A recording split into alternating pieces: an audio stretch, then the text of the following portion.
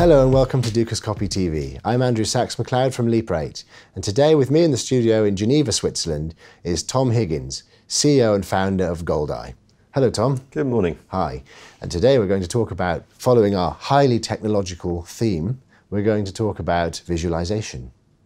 I don't know about you, but I think you're far more of an expert than me in this matter, but I think that many of the supposedly new evolutions in technology in our industry are sort of variations on a theme that's existed before, and that's why we've got a plethora of a range of very similar platforms, very similar integration systems, very similar CRMs to other companies.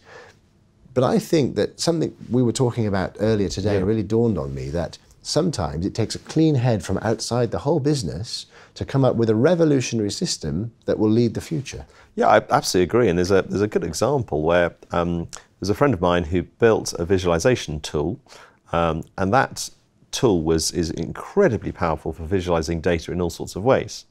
Now, he'd not sold it very much at all in the finance industry, but when I saw it, he showed it to me because he's a friend of mine, and I saw it and I thought, this is really applicable to the FX industry.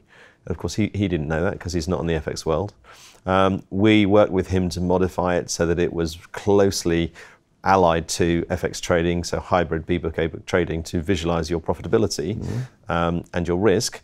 And suddenly you've got a tool that's incredibly powerful. Right. We launched that last year, and we've had people queuing up to test it, and through that initial testing and trial, we've put more and more into the product, to the point where if you're a hybrid A-book, B-book player and you want to see where you can make more money, it just becomes essential. Yes. So that's just one example of where you take technology from another industry and you can apply it in the retail FX industry to great benefit. It is, and I think that we're certainly taking technology from other industries which are almost or even higher levels of technology than us, because certainly we are a leader in terms of time to evolve.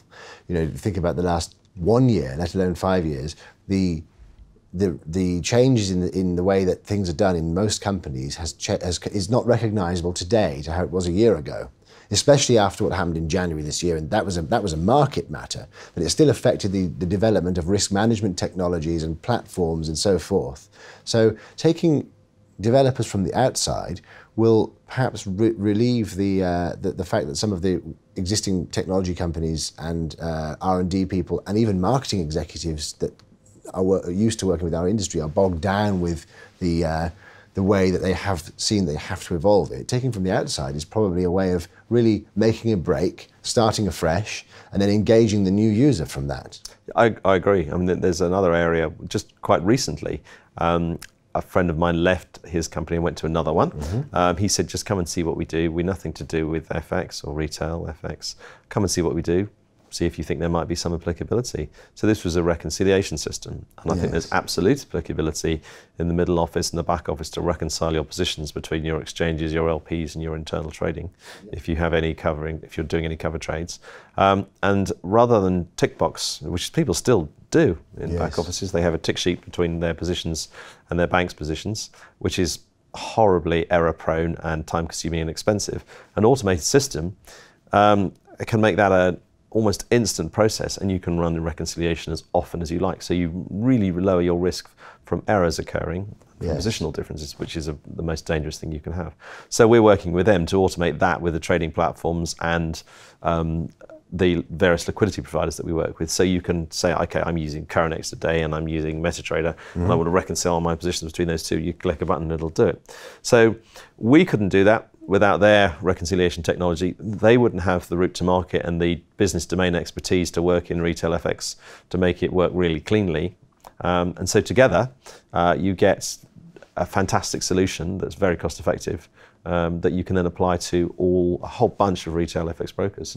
So again, another example of something coming from another industry, albeit they did start from finance, but institutional finance is a very different world. Totally. And we've allowed them to bring that into the retail FX world. Right, and that's interesting, because many people think that the level of investment that goes into institutional companies such as NASDAQ OMX and CME, which are really very, very high level technology providers, is going to filter its way down into retail FX. But I actually see it the other way around, because it's the other way, companies like that are bound by regulatory changes. They have to make sure that their trading infrastructure is in accordance with the NFA's rulings, and this, therefore, this also requires a significant amount of R&D, but the pace of change is slower.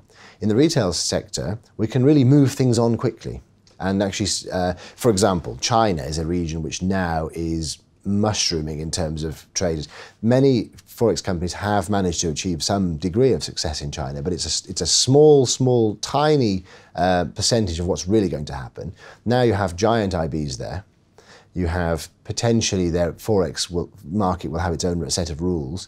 So what you've got is a lot of young, wealthy, technologically literate people who are new to the Forex industry. So to them, the traditional way that we're used to working doesn't exist because they haven't seen it yet. If there is a way that they can go into the Forex business at the cutting edge with things like wearable devices, with a headset that we talked about before where they can view all their trades and videos and everything whilst on the move, and fully visualized systems, that can be the way that the Chinese industry will start and therefore engage all of those young, wealthy potential customers. Yeah, I agree, and I think that there's a parallel there in Japan. So mobile phone technology in Japan is streets ahead. They had their own standards, and it's domestic only. Absolutely, it's a different. I mean, if you look what they had 10 years ago, it's very similar to what we have now. Yes. They've been really pushing at that. They have much higher data rates on their phones and have for a long time. Much richer interfaces, and they're used to that. So if they took a Nokia phone from 10 years ago, they would have been horrified by it. They because would. Their stuff was so much more advanced. That's right. And in FX world, I agree. China, the millennials in China will expect a completely different level. They will. But what's been interesting for us so far is we haven't really seen any integration companies coming from China. No, nothing. They're all coming They from buy the Western West. products. They do indeed. The quality of Western products and the experience, the business experience, they understand. Yes. Whilst they might be able to copy something, yes, the deep business expertise that you get is far outweighs the ability to do it really cheap. So and they're learning that. They are, but the thing is that as I see it, they can actually take we're the innovators.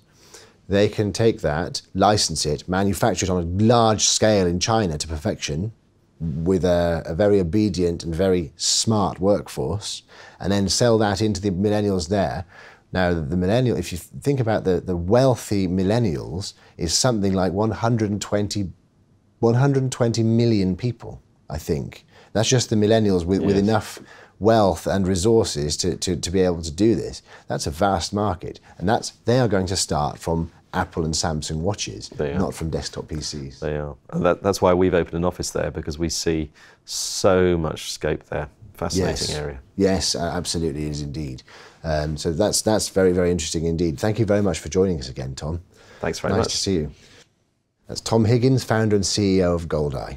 I'm Andrew Saks-McLeod from Leap Rate. This is Dukascopy TV. Thank you for watching. See you next time. Goodbye.